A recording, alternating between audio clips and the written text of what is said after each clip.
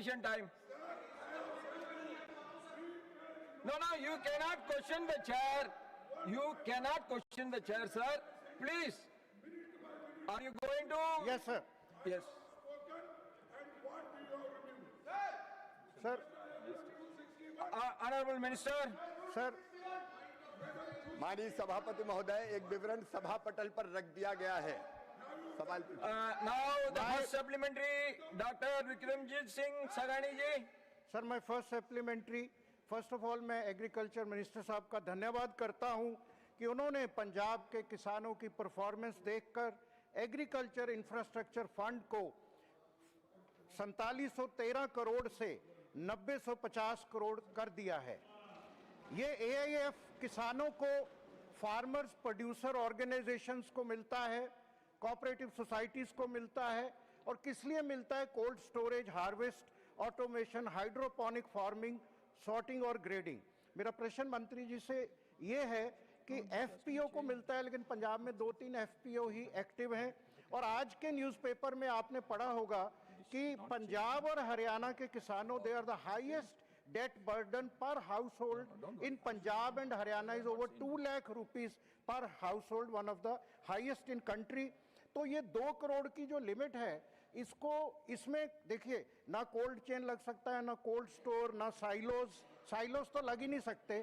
तो इसका क्या प्रावधान कर सकते हैं कि इसको 5 करोड़ किया जाए लिमिट? माननीय सभापति महोदय, मैं सदन के विद्वान सदस्य डॉक्टर साहब को, विक्रमजीत सिंह जी को हृदय से धन्यवाद देता हूं। एक बहुत महत्वपूर्ण सवाल उन्होंने उठाया है। माननीय सभापति महोदय, हम भारतीय जनता पार्टी के कार्यकर्ता केवल सत्ता के स्वर्ण सिंहासन पर आरूढ़ होकर सत्ता सुख के लिए राजनीति नहीं करते, राष्ट्रीय पुनर्निर्माण के लिए राजनीति, किसानों के कल्याण के लिए राजनीति, दरिद्र नारायण की सेवा के लिए राजनीति, एक आत्मनिर्भर और विकसित भारत के निर्माण के लिए राजनीति, और इसी लक्ष्य को ध्यान में रखकर हमारे यशस्वी प्रधानमंत्री श्रीमान नरेंद्र मोदी जी के नेतृत्व में किसानों की हर समस्या के समाधान के प्रयास किए जा रहे हैं। माननीय सभापति महोदय, किसान अन्नदाता है, मतलब जीवन दाता है, और जीवन दाता है तो वो भगवान तो नहीं है, लेकिन भगवान से कम भी नहीं है, और इसलिए उसकी हर समस्याओं की तरफ अगर ध्यान गया तो 50 साल में कभी कांग्रेस की सरकारों का नहीं गया। हमारे किसान अन्न के भंडार भरते रहे, फल और सब्जियां पैदा करते रहे, लेकिन उनको रखने की जगह तक ये पुरानी सरकार उपलब्ध नहीं करा पाई। प्रधानमंत्री श्रीमान नरेंद्र मोदी जी ने किसानों की समस्या को पहचाना, और पहचान कर एग्रीकल्चर इंफ्रास्ट्रक्चर फंड के नाम पर 1 लाख करोड़ रुपए से ज्यादा की संरचनाएं किसानों के उत्पाद को सुरक्षित रखने के लिए बनाई जाएगी।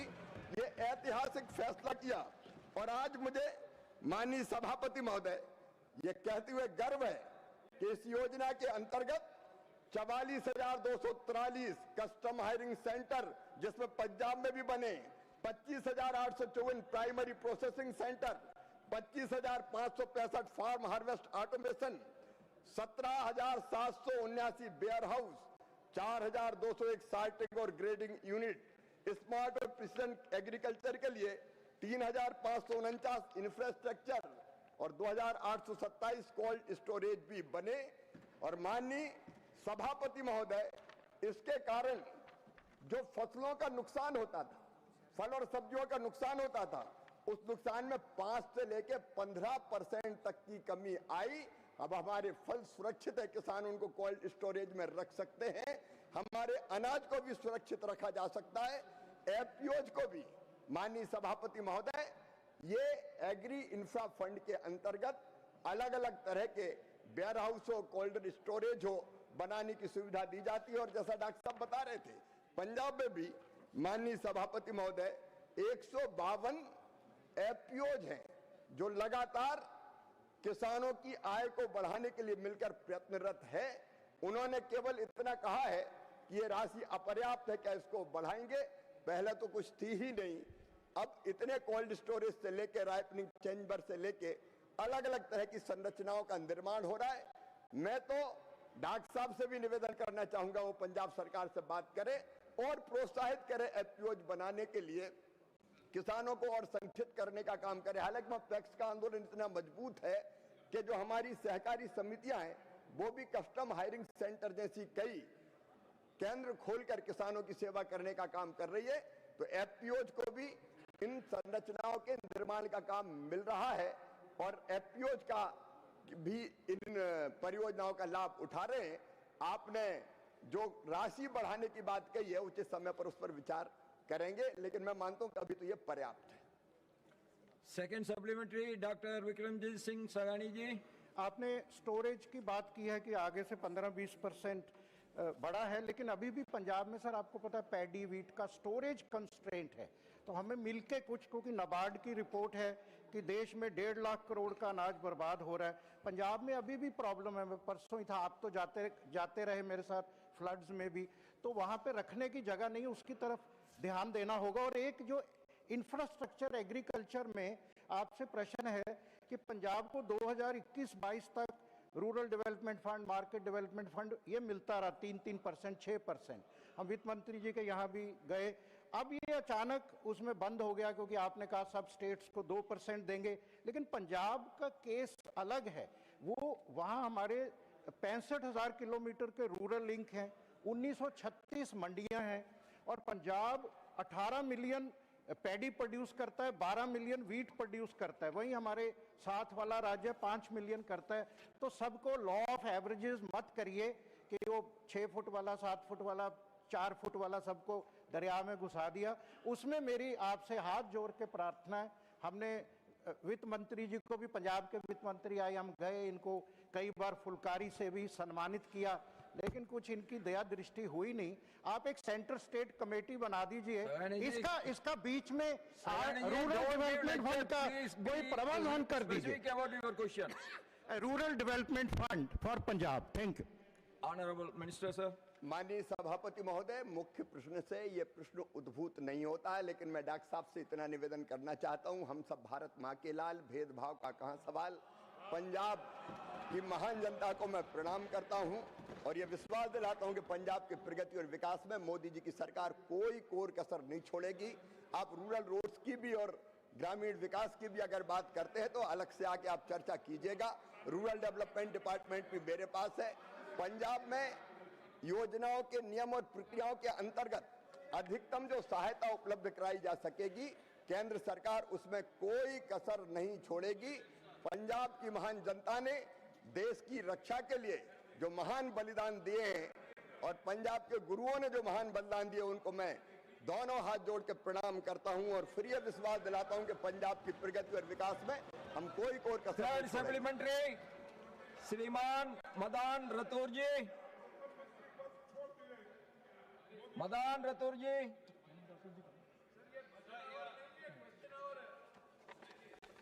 मैं आपके माध्यम से माननीय मंत्री जी से जानना चाहता हूं कि क्या सरकार किसानों को अन्नदाता से ऊर्जादाता बनाने के लिए कदम उठा रही है?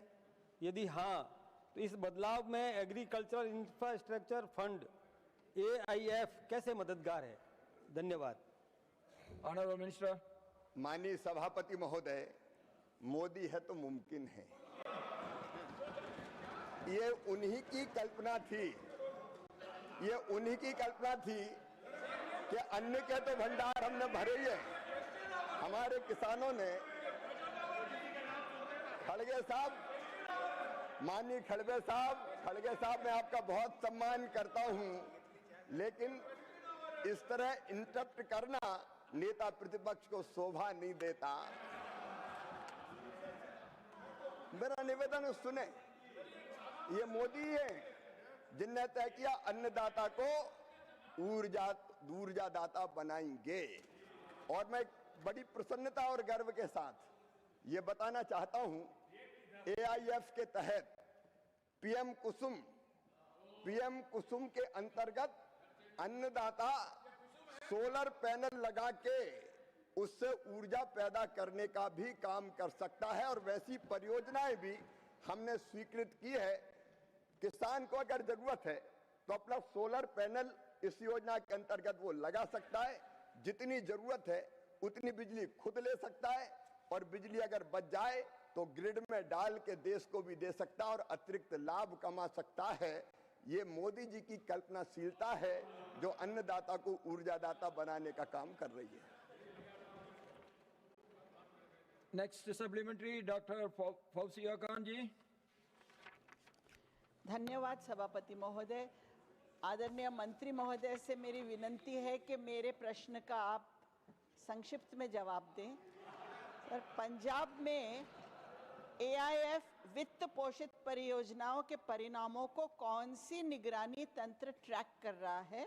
महिला किसानों को मिलने वाले लाभों सहित और 2025 के आंकड़े ग्रामीण समुदाय के लिए बाजार पहुंच में क्या सुधार दिखाते हैं?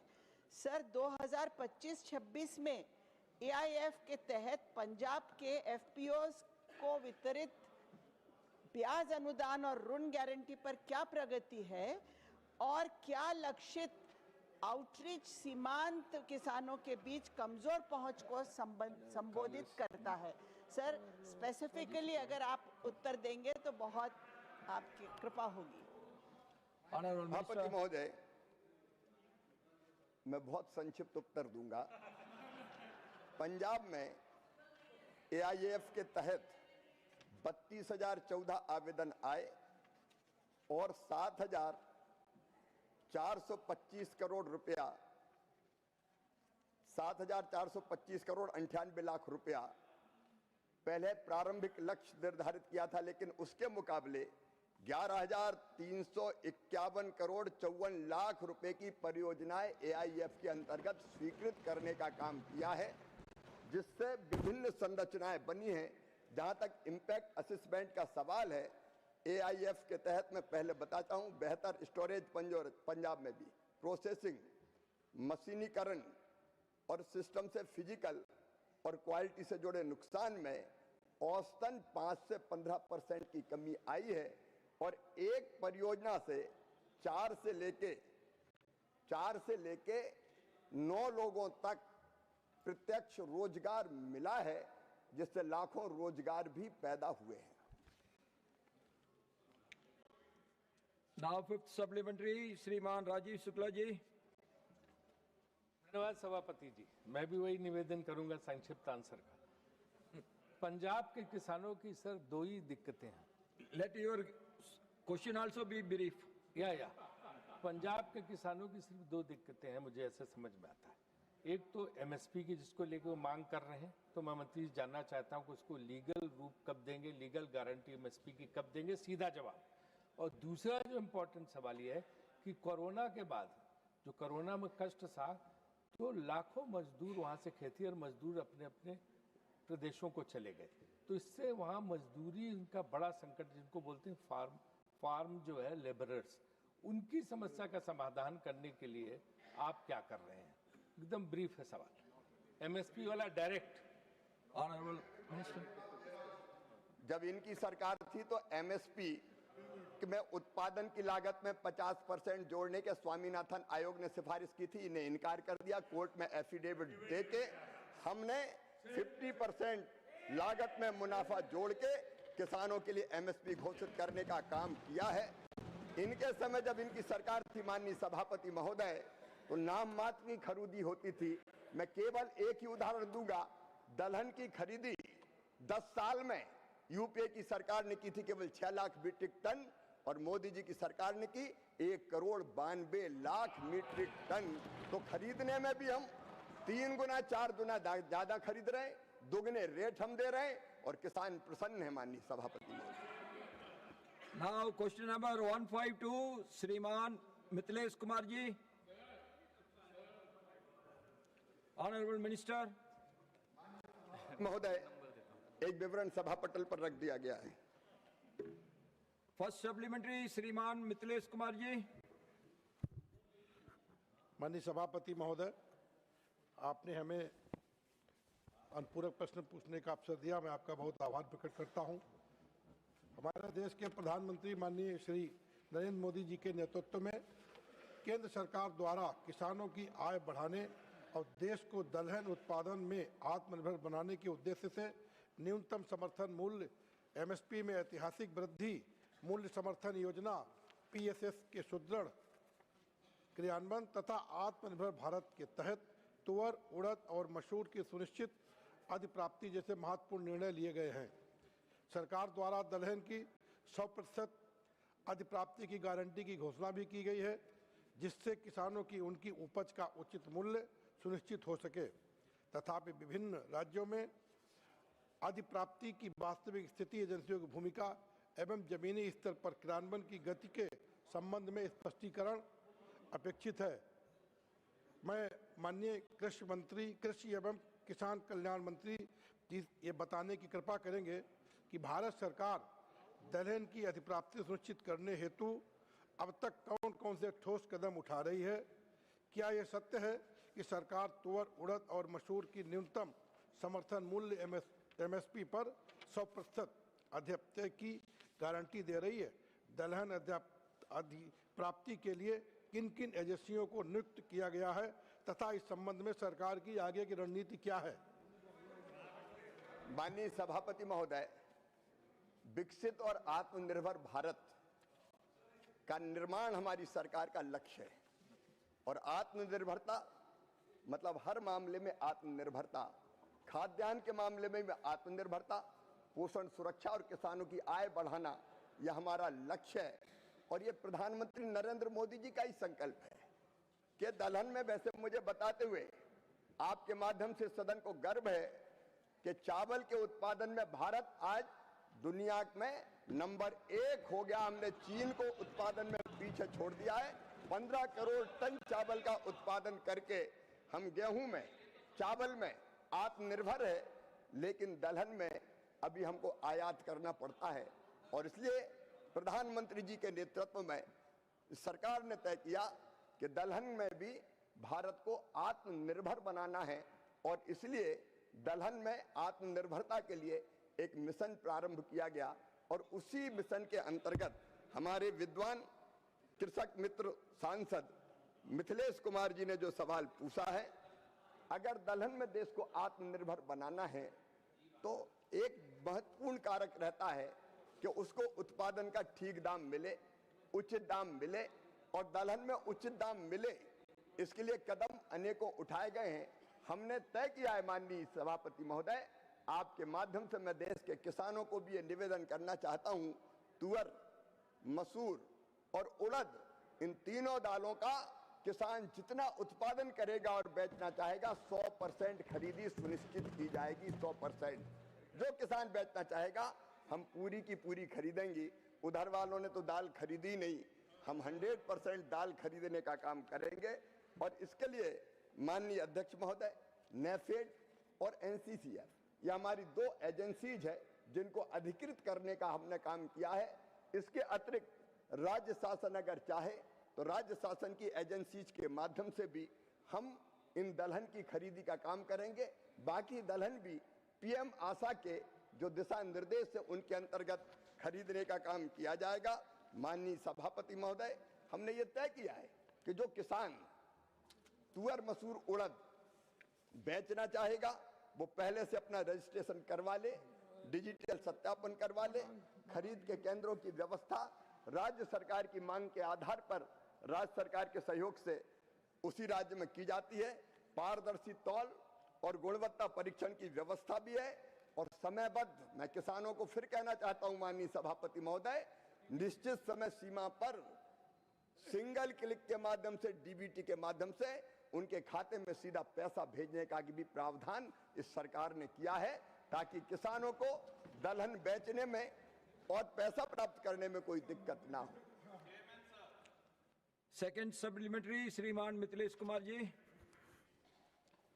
माननीय सभापति महोदय, केंद्र सरकार द्वारा राष्ट्रीय खाद्य सुरक्षा मिशन NFSM तथा अन्य कृषि सुधारात्मक योजनाओं के माध्यम से दलहन उत्पादन को बढ़ावा देने के लिए बीज वितरण, उन्नत तकनीक, सिंचाई सुविधाओं एवं किसानों को प्रोत्साहन प्रदान किया जा रहा है।